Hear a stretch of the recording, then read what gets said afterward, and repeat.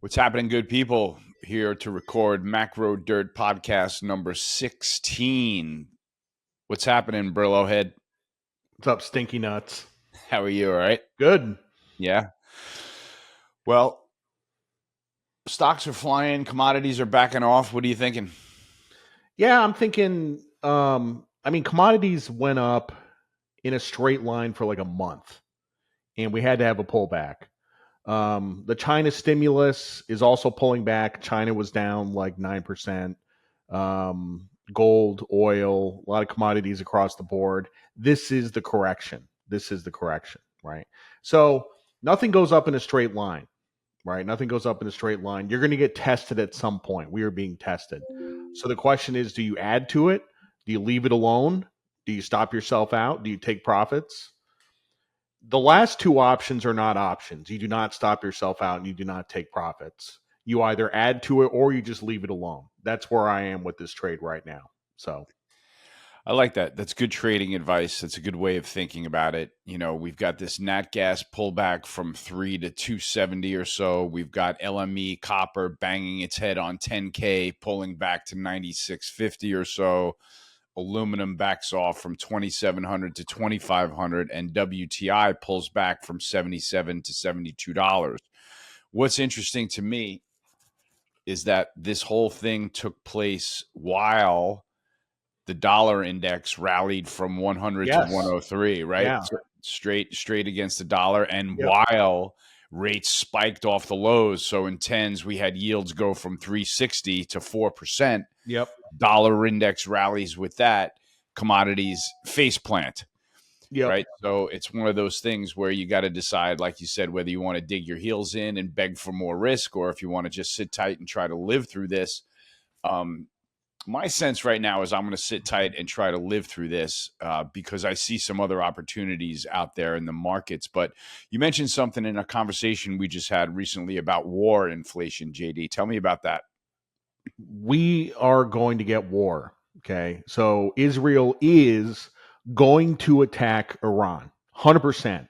This is not a rumor. This is a fact. This is going to happen. Okay. They're going to attack their oil infrastructure, refineries, pipelines. They're going to attack. This is an economic attack on Iran, right? This is going to escalate. It's going to result in the Strait of Hormuz being closed. This is all fact. This is going to happen. And one thing I've been saying in the Daily Dirt app recently is it is amazing how this is not priced in, right? Like it's so weird because usually the market does a pretty good job of pricing things in, you know? Like for example, Trump is now leading in the polls by quite a bit. And he's leading in the betting odds, like 54 to 45, right? Stocks are up a little bit, but you would think if this starts to happen, that stocks would be up like 4 or 5%, right?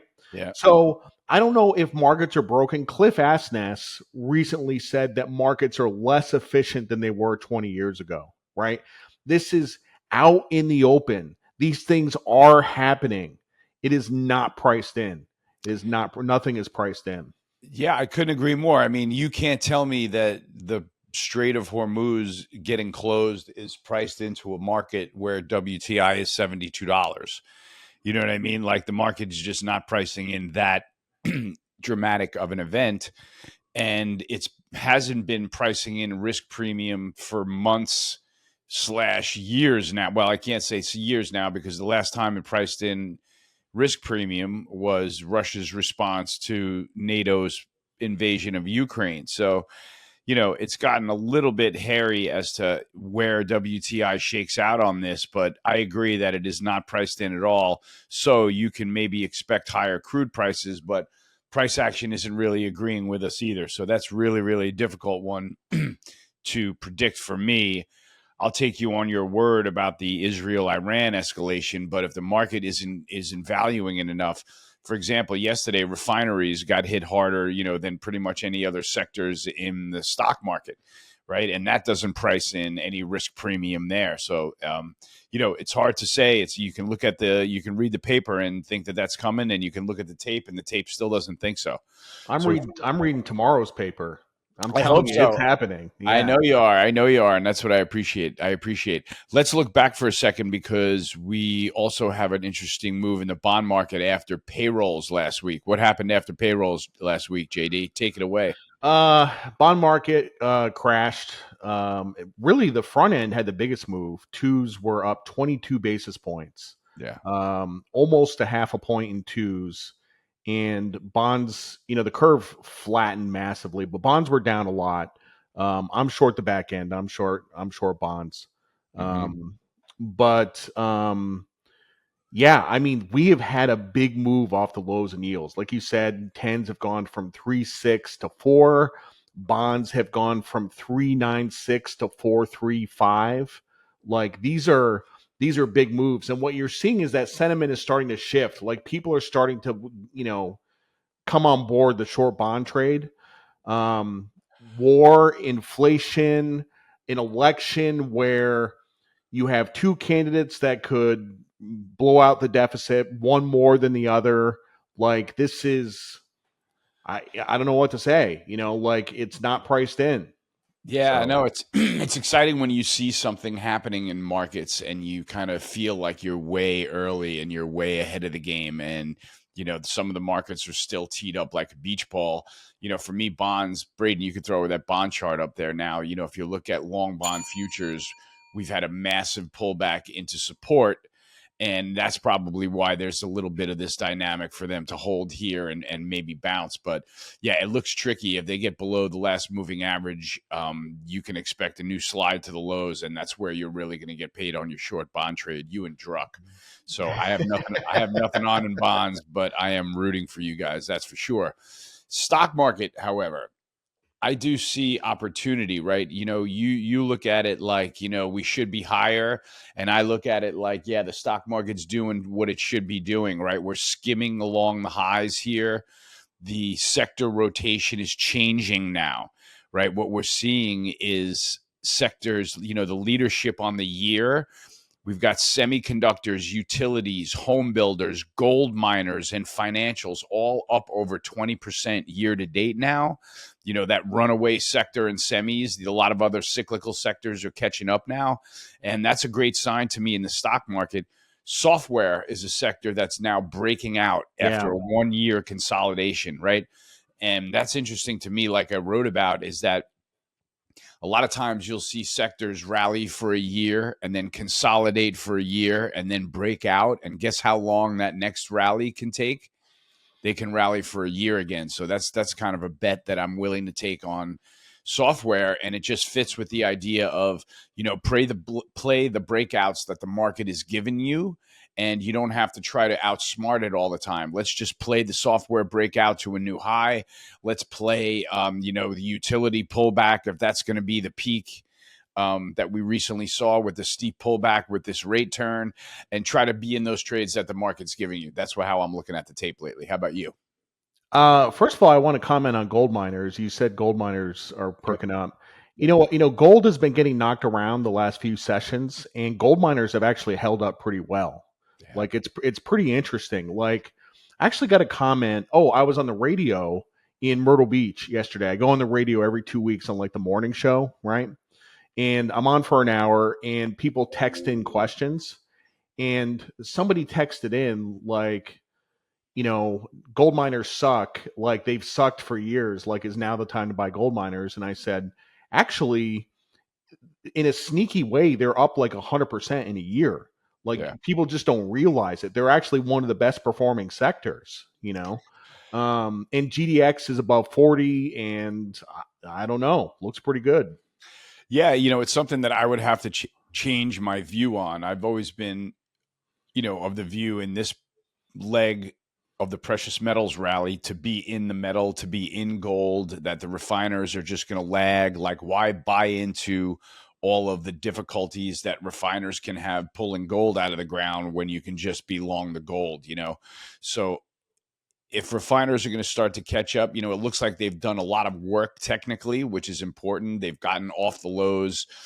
They've recovered the moving averages. That's why you're saying they won't, they haven't pulled back much, is because they got back up above all the moving averages. And I would imagine that that's going to attract buying from some CTAs and RIAs and things like that. So, what we're hoping for is the real shift. If you're in the miners, which I am not at the moment, I'm just in the metal. But if you're in the miners, what you're hoping for is the real shift of the portfolio change, where the major mutual funds of the world go from excuse me, having a 50 basis point allocation to gold miners to to a having 5%. a 5%. Exactly. That's where they are going to go up like Bitcoin in 2020. And so that'll be cool to be a part of if that That is, really happens. by the way, that type of trade, these liquidity trades in the market where you try to stuff 10 pounds of shit in a 5-pound bag, like Yeah. those are the best trades. Like suddenly you have like 5 billion flowing into a sector that's not liquid, Yeah. and they're like not much in the way of market cap, and it just goes parabolic. And that's what's going on in utilities right now with this electricity AI trade, right? I mean, the utility XLU has gone quietly from 50 to 90, practically doubled in the last, I think it's literally under a year. And like, when do utilities behave like that? When there's a new dynamic in town that's pushing them around, that's for sure. So, you had the combo there first of rates going lower and utilities being more attractive on a yield basis. Then you had this 3 Mile Island Microsoft story that kind of, put another blow off top on them. And we'll see what happens. But that sector is now very much in play as well. What else do we need to cover in the markets, JD? Are we leaving anything out? We got CPI tomorrow. I guess this podcast will come out after CPI. I mean, look, this is confirmation bias. I'm talking my own book. I'm short bonds. The expected headline number for CPI is 2.3, right? I think there is a decent chance of a miss on 2.3. Mm-hmm. So I'm not saying it's going to miss. I think there's a decent chance of a miss, and I think we could have some more pain in bonds. So yeah, you gotta have your eyes peeled for the pre-election data releases, right? We just got that GDP, the employment payroll number last Friday that was like, whoa, an eye popper beat on the upside. Showing that the employment picture is much better than you might have guessed. I would imagine that if you're going to expect anything in CPI and PPI ending this week, that they are going to be benign, right? Showing no whiff of inflation at all, a miss, as you say. And to me, that would mean that bonds have room to retrace higher. I just feel like we've seen the low in the bond market for now, just in terms of trading dynamics, in terms of they can back into support. And I could see them rallying just a little bit and rates backing off towards the lows again. But I would love to see that really fueling technology, fueling the software sector, fueling stocks and things like that. Because that would make the market, that would give us another propulsion to the next leg of the move. So we'll see how this pans out, but we've got an interesting setup going into CPI, PPI tomorrow, and hopefully we'll get it right where we're kind of looking for the same kind of thing. Off markets, JD. Time to talk a little Major League Baseball, in it. Yeah, man. Playoff time. First of all, while you got the horn, I wanted to make sure, before we go into baseball, my night moves, my short stack of 5 night moves books arrived, right? nice. And yeah. So nice. I am going to read that before next week, and we're going to talk about it. And I'll give you some review in Dirtcast 16. But let's get into baseball because, like I said to Grant Williams in a tweet, what's better than both New York teams being in the Major League Baseball playoffs? Absolutely freaking nothing. Right? Because we've got the Mets, we've got the Yankees tied. Yankees are tied 1-1. The Mets are out in a 2-1 lead in the Phillies against the Phillies, but the drama is mounting.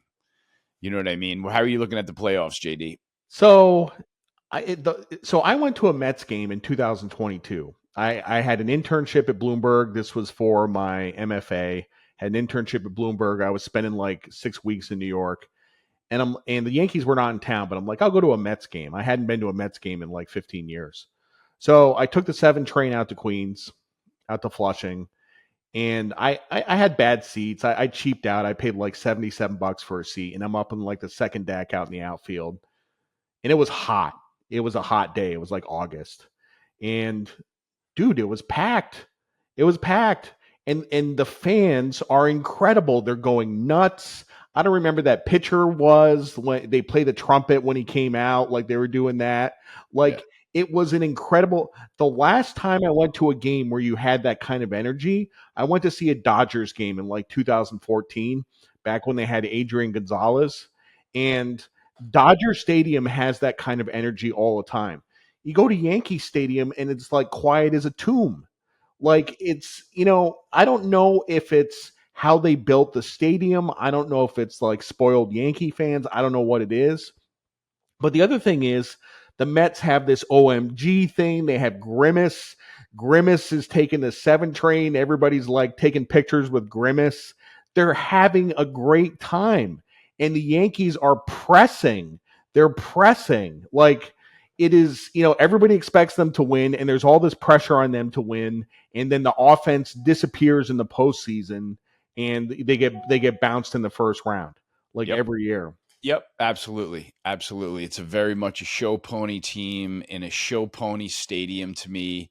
That to me is the reason why, the Yankees kind of jinxed themselves at the top of the market with a brand new stadium, in like 2009.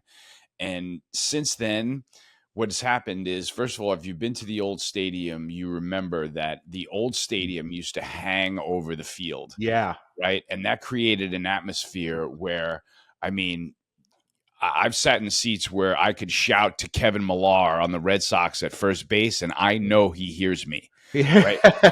Yeah, literally. No, I had him checking me out, calling him a loser. And this one day, I swear to God, and he was laughing his ass off, but he heard me. And no, so now the stadium is very much this bowl that's spread way out, and Yeah. it takes the fans out of it. And if you look at it, for like $750 face value, there's never anybody sitting behind the catcher in regular season games in Yankee Stadium. Yeah, the legend seats. The legend seats. I mean, it's tremendous that you can get Chateaubriand and shrimp scampi down on, Tiramisu and at any point during the game, and that is a nice luxury to have for a pregame meal. But it definitely has taken the fans, away from the game, away from the field, and that's why there's just no energy in new Yankee Stadium. It's not the old ballpark. It's a big deal. So let's talk about the Mets game the other day. How about that? I mean, it was game 2 in the series. It was one of the best playoff baseball games that you ever want to see. 4 lead changes in the game. I mean, the Mets were trying to stay alive there, and the Phillies came back in the end. But if you saw the way they came back, Nick Castellanos had a walk-off RBI single. Yep, saw it. He had hit a home run earlier in the game, but after the walk-off RBI single, he runs right through right through to the stands and grabs his son on the other side of the netting, and they have a little celebration that, like, it was awesome. Unbelievable, man. Yeah. Like, no matter what, that is like one of the coolest feel-good moments, and my dad just walked it off against the Mets, Yeah.